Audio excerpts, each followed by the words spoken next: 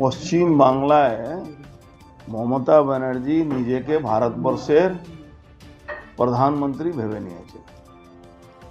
মমতা ব্যানার্জি এর আগেও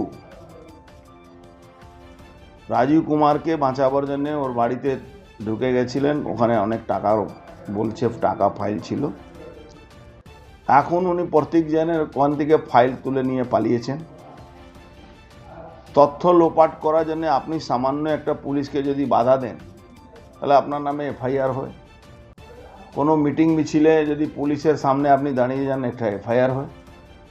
আমি বুঝতে পারছি না কি ইডির হাত থেকে কি করে মমতা ব্যানার্জি এই ফাইলটা নিয়ে বেরিয়েছে। এই ফাইলে কি আছে?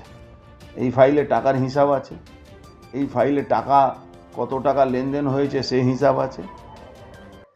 তাহলে এই ফাইলটাকে নিয়ে উনি যখন পালাবেন তার মানে উনি এই চোর দুর্নীতি, কেন তো কয়লা পাচারকারীদের অ্যাকাউন্ট থেকে এর কাছে টাকা গেছিল, এটা তো প্রতীক জৈনের কাছে।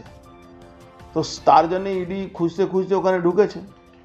এবার ইডি হাত থেকে তথ্য, যেরকম লাল ডায়েরি ওই ব্যাংকের লকার থেকে ভেঙে রাজীব কুমার বের করেছিল, সেরকম আজকে উনি নিজে গিয়ে ওখান থেকে ফাইল নিয়ে পালিয়েছেন। তো ইডি কি করছে? ইডি কেন ইনাকে গ্রেফতার করলো না? মমতা ব্যানার্জিকে তথ্য লোপাটের কেসে উনাকে তো গ্রেফতার করা উচিত ছিল, কেন ইডি গ্রেফতার করেনি?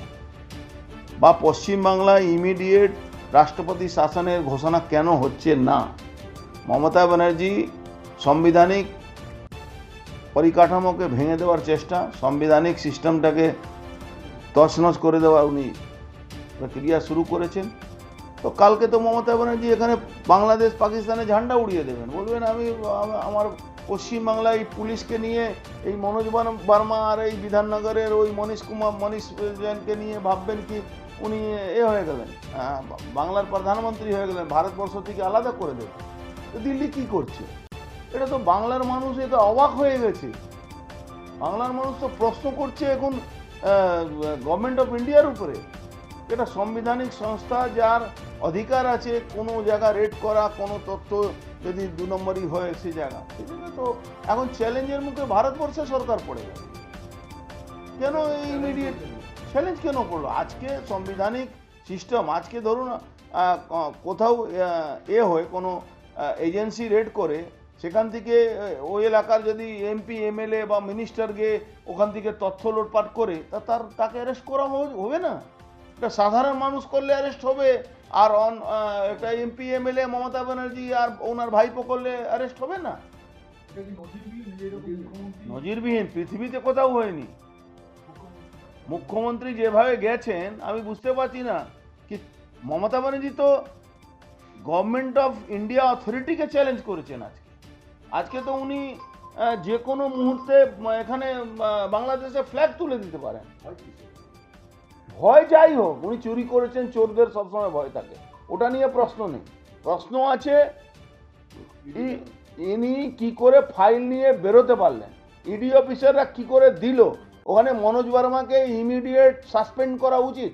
মনোজ বার্মাকে নিয়ে গিয়ে উনি ঢুকে এই কাজগুলো করেছে। মনোজ বার্মাকে সাসপেন্ড করা উচিত, মনোজ বার্মাকে জেলে ঢোকানো উচিত। মমতা ব্যানার্জিও তো এই ফাইলটা তো মমতা ব্যানার্জির হাতে আছে, তাহলে মমতা ব্যানার্জিকে গ্রেফতার করা উচিত। কারণ আপনি মনে হচ্ছে আপনি ভারতবর্ষের আইনটাই বুঝেন না, তাই জন্য এই কারণটা জিজ্ঞেস করছেন। একটা সাংবিধানিক সংস্থা রেড করবে, সেই জায়গা থেকে আপনি তথ্য নিয়ে অন্য লোক পালিয়ে যাবে, তা আপনি তো ক্রাইম করলেন, আপনাকে তো ইমিডিয়েট অ্যারেস্ট করা উচিত।